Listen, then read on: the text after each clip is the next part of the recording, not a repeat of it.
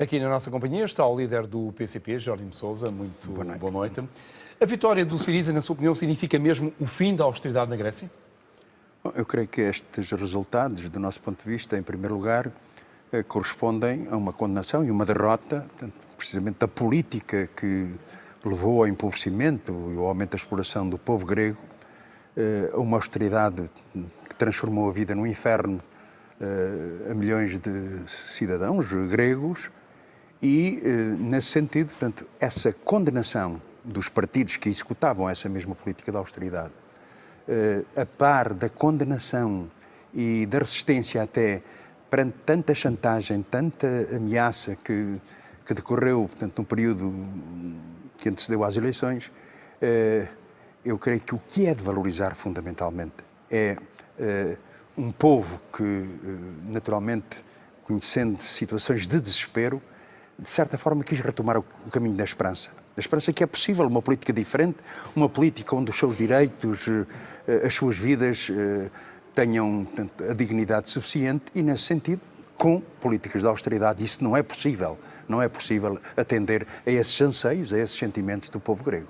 A vontade do povo grego é clara, mas a minha pergunta é se, na sua opinião, a vitória de Syriza significa mesmo o fim da austeridade na Grécia. Porque nós já vimos no passado, na Europa, já nem vou falar em Portugal, mas em Espanha, em França, em Itália, partidos na oposição que dizem que há outro caminho para além da austeridade, que nunca farão austeridade, depois chegam lá e começam a fazer austeridade. François Hollande, por exemplo, ao fim de um ano decretou cortes no orçamento francês de 30 mil milhões de euros. Portanto, será que, na sua opinião, o Syriza vai mesmo pôr fim à austeridade?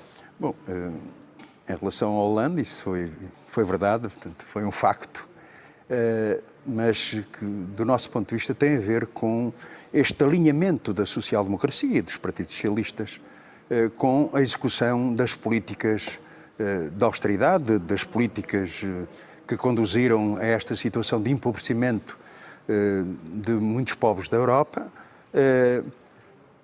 Enfim, na Grécia, portanto, o Partido Socialista não teve o resultado que teve, penalizado claramente por ser um executor dessas políticas. E o senhor acha que o Syriza vai cumprir a sua promessa? Bom, olhando do que sabe, um homem de esquerda, vendo um movimento de esquerda. Obviamente não quero, portanto, fazer aqui uma monetarização, portanto, e um julgamento apressado, portanto, mas a haver correspondência com o sentimento do povo grego, naturalmente esse será o caminho que o Syriza deveria tomar. Deixe-me ver esta declaração, aliás, citámos há instantes, mas há aqui uma parte que nós não colocámos, uma declaração de Alexis Tsipras, que fez ontem, por escrito, à Bloomberg e à agência France Presse, em que disse: é a minha responsabilidade respeitar o mandato claro do povo grego de acabar com a austeridade e regressar ao crescimento.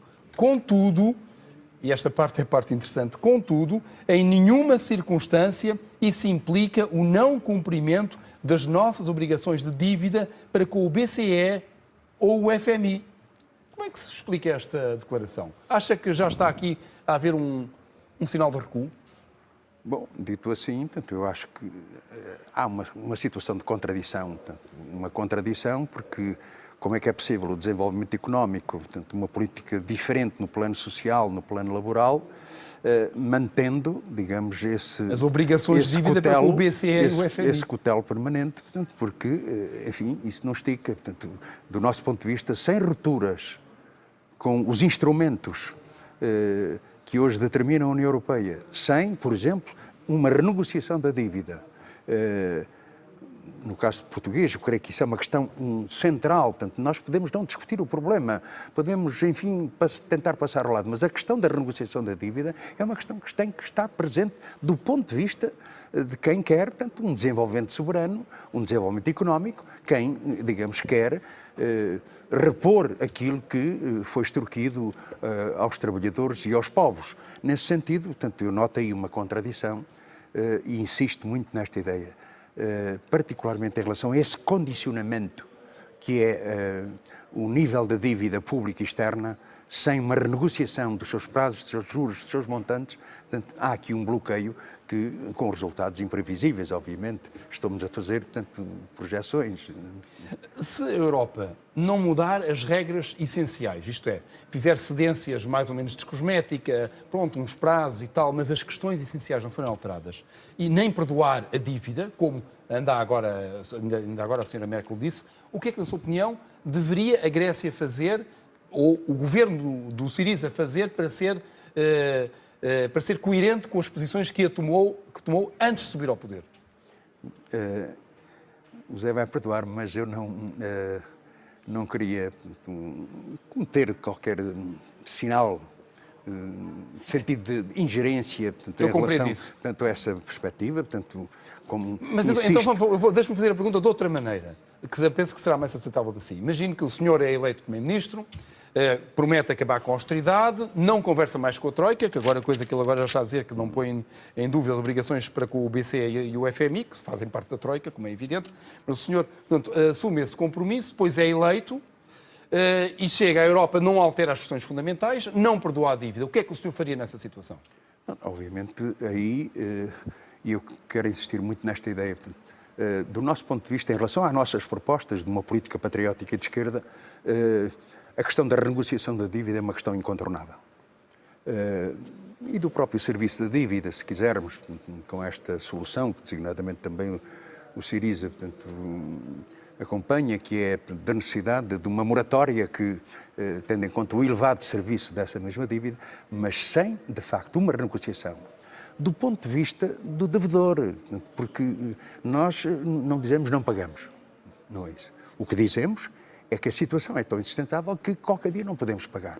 Então, se é assim, e se precisamos, como pão para a boca, do nosso desenvolvimento económico, do nosso crescimento, de criar mais riqueza, tendo esse garrote, não conseguimos. Há que renegociar a dívida. Coloco uma questão, mas se a União Europeia não deixar, é uma questão que o povo português vai ter naturalmente que se pronunciar, e eu insisto, não será o PCP, será o povo português perante um condicionamento para o seu devir coletivo sem esta renegociação, a par de outras medidas, naturalmente, de necessidade de aumento do nosso aparelho produtivo, da nossa produção nacional, a necessidade de uma avaliação em relação ao euro, portanto, que hoje, com este euro caro, com a rigidez monetária que nos está a amarrar, a necessidade, por exemplo, do controle público da banca, que tem cometido os desvarios que agora dispenso de colocar, mas insisto, se a União Europeia não deixar, então o povo português tem que decidir. E eu não quero fazer... E decidir também, é o quê? Decidir, incluindo, portanto, encontrar formas de... como é que encontram os caminhos para o desenvolvimento, para o crescimento, porque fala-se muito incidências europeias, isso só é possível fora do euro, na sua opinião? Que, aliás, é uma teoria perfeitamente legítima de vários economistas. Sim, porque, repare, uma das nossas propostas é estudar, e eu insisto, estudar e preparar para uma eventual saída do euro, ou porque os portugueses decidam, ou porque a própria União Europeia nos pode querer expulsar. Não é? E é tempo de fazer esse estudo, esse envolvimento das instituições, não como um ato súbito, há quem diga, portanto, saímos do euro, ponto final, parágrafo. Nós não dizemos isso. Portanto, entendemos que é um processo e não é separável a questão da renegociação da dívida, da política monetária e do próprio euro. Portanto, mas insisto naquilo que disse com uma ideia fundamental. Este país, mal ou bem, foi construído pelo seu povo.